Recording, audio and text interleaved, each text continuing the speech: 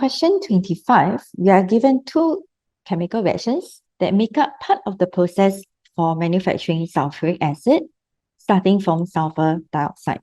And to find the overall energy change for 1 mole of sulfur dioxide to be converted all the way to sulfuric acid, okay, to find that, we can run through our various reactions one by one. So in reaction 1, okay, we can see that the chemical equation that's given has 2 moles of sulfur dioxide. Okay, that is react to form 2 moles of sulfur trioxide and thus releasing 196 kilojoules. So for only 1 mole of SO2, this would react to form 1 mole of SO3, and this releases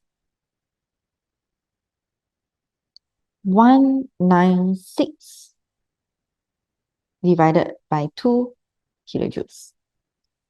And for reaction 2, okay, for 1 mole of sulfur trioxide, okay, it would actually give off 88 kilojoules per mole.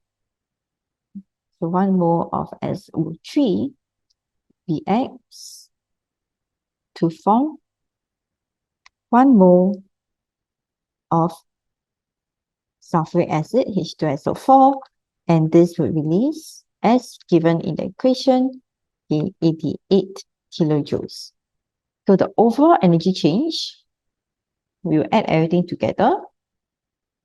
And since we are calculating the change in energy, the sign does matter here.